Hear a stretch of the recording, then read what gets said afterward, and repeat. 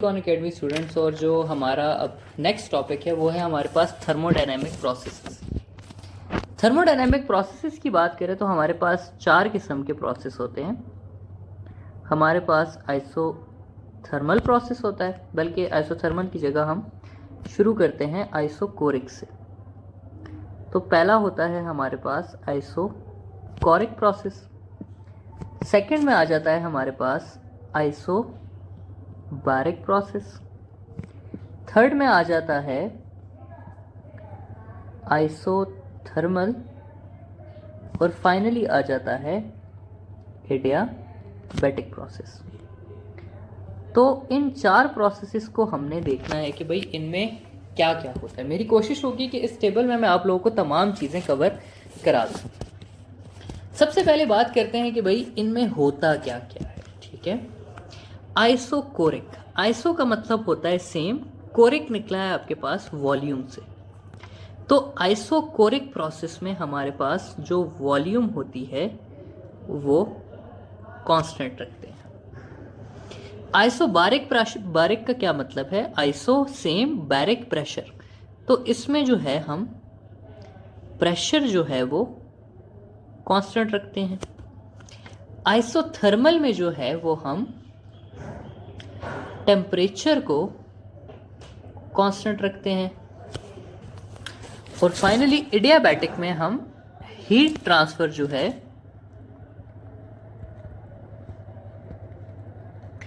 उसको कांस्टेंट या जीरो रखते हैं।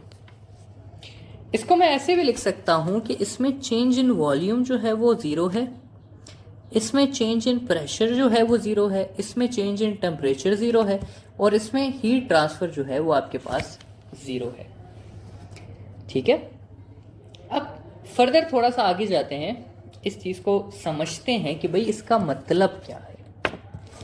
इसका मतलब ये है स्टूडेंट्स कि अगर मेरे पास वॉल्यूम कांस्टेंट हुई, इसका मतलब है कि ये जो पिस्टन है ना ये ऊपर मूव कर सकता है ना ये नीचे मूव कर सकता है। और अगर ये ना ऊपर मूव करेगा ना नीचे मूव करेगा तो वर्क डन कितना होगा? जीरो होगा। क्यों? क्योंकि वर्क डन इक्वल होता है पी डेल्टा वी के। अगर डेल्टा वी जीरो होगा तो वर्क डन भी कितना होगा? जीरो होगा।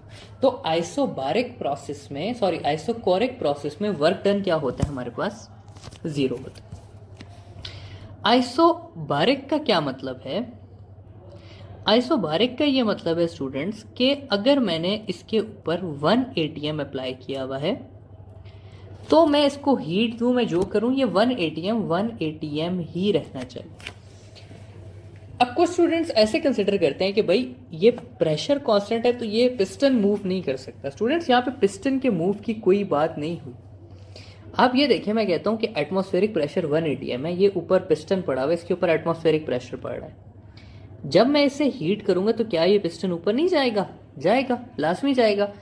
तो प्रेशर नहीं चेंज हुआ लेकिन पिस्टन मूव कर रहा है।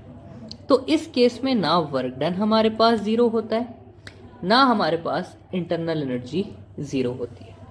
ठीक है, आइसोथर्मल की बात करते हैं। आइसोथर्मल का क्या मतलब है? आइसोथर्मल का ये मतलब है कि मैं इसको हीट दूंगा लेकिन इसका टेम्परेचर ज़्यादा नहीं होगा। चेंज इन जो आपके पास टेम्परेचर होगा वो ज़ीरो होगा। और अगर चेंज इन टेम्परेचर ज़ीरो होगा तो इसकी इंटरनल एनर्जी कितनी होगी? Change in internal energy zero होगी। और तीसरे में क्या है? तीसरे में ये है कि मैं हीट दे ही नहीं सकता। मैं इसके ऊपर वर्क कर सकता हूँ ऊपर या अंदर से, और मैं इसकी इंटरनल एनर्जी चेंज कर सकता हूँ। तो change in internal energy zero नहीं है, वर्क डन जीरो नहीं है, लेकिन हीट क्या है? जीरो है। तो ये है जी इन चार प्रोसेसेस का मतलब। अब नेक्स्ट स्टेप में हम जरा फर्स्ट लॉ को देख लेते हैं कि फर्स्ट लॉ कैसे ट्रांसफॉर्म होता है इन चारों प्रोसेसेस में। हमें ये पता है कि हीट इक्वल होती है पी डेल्टा वी, यानी कि work done plus internal energy के। वर्क डन जो है इस केस में वो है जीरो के इक्वल।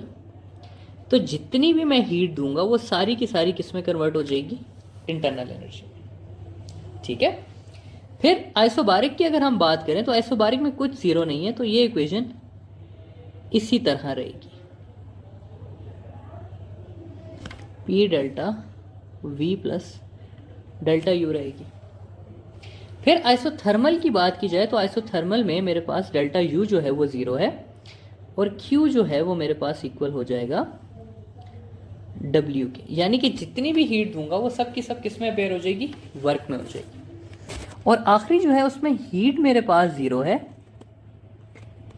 तो ये चेंज हो जाएगा W is equal to minus delta you.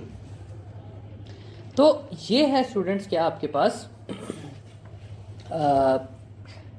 First law in terms of 4 processes.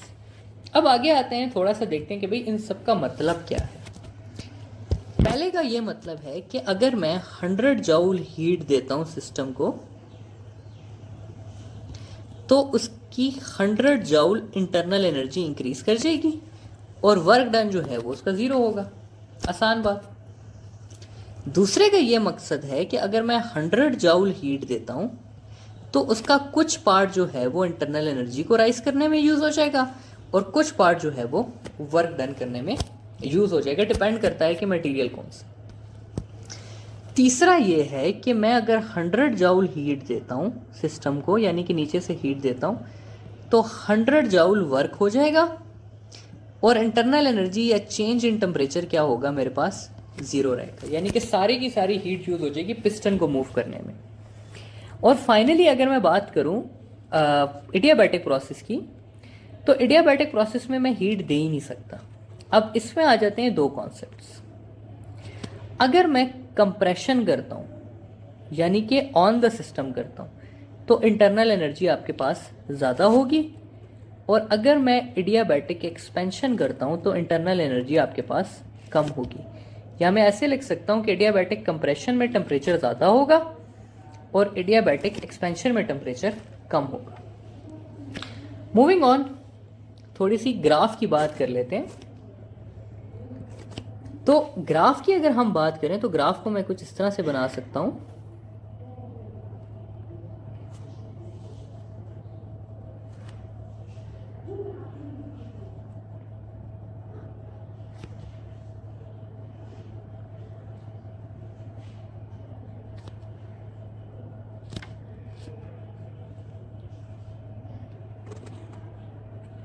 ये पीवी ग्राफ्स हैं सारे।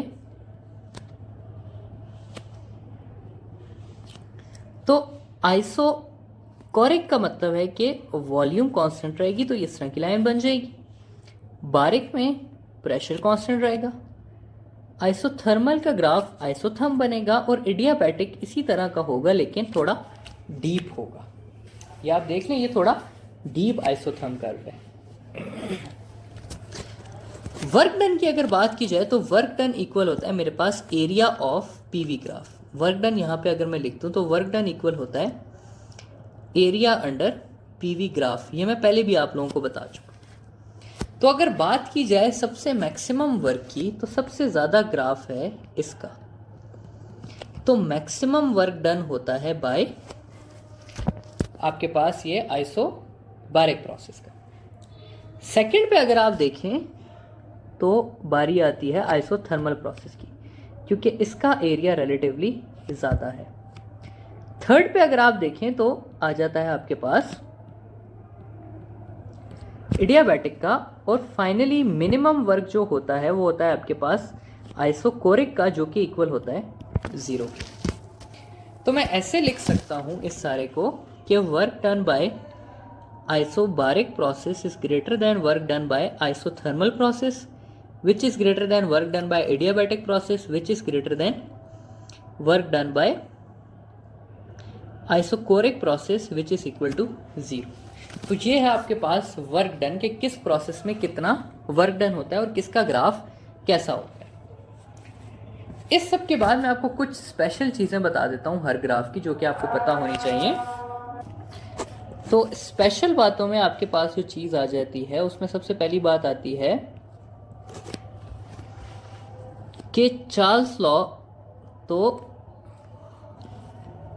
चार्ल्स लॉ आपका ओबे करता है ये आइसोकोरिक प्रोसेस, जिसमें प्रेशर आपके पास कांस्टेंट होता है और वॉल्यूम और टेम्परेचर एक दूसरे के डायरेक्टली प्रोपोर्शनल होते हैं। बॉयल्स लॉ की अगर बात की जाए तो बॉयल्स लॉ आपका फॉलो होता है आइसोथर्मल प्रोसेस में, जिसमें आपके पास टेम्परेचर कांस्टेंट होता है और वॉल्यूम और प्रेशर एक दूसरे के इन्वर्सली प्रोपोर्शनल होते हैं। एडियाबैटिक प्रोसेस की बात की जाए तो एडियाबैटिक के जो एमसीक्यूज आएंगे वो याद रखना है कि एडियाबैटिक प्रोसेस जो है वो रैपिड प्रोसेस होगा, यानी कि आपसे पूछा हुआ होगा bursting of tyre. Bursting of tyre में एडियाबैटिक एक्सपेंशन होती है और हमने ये पढ़ा है कि एडियाबैटिक एक्सपेंशन में इंटरनल एनर्जी डिक्रीज होती है तो टेम्परेचर भी क्या होता है, डिक्रीज होता है। ठीक है, तो एडियाबैटिक के बारे में स्पेशल बात ये है कि रैपिड प्रोसेस होगा। बॉयल्स लॉ आपका फॉलो करता है आइसोथर्मल प्रोसेस, चार्ल्स लॉ आपका फॉलो करता है आइसोबैरिक प्रोसेस। और आइसोथर्मल के बारे में एक और बात याद रखें कि जो वेरी स्लो प्रोसेस होगा उससे आपने ये मतलब लेना है कि ये कौन सा प्रोसेस है, आइसोथर्मल प्रोसेस है। तो ये है स्टूडेंट्स हमारे पास 4 प्रोसेसेस और उनकी सारी की सारी प्रॉपर्टीज। आई होप कि ये आपको समझ आ गई होंगी।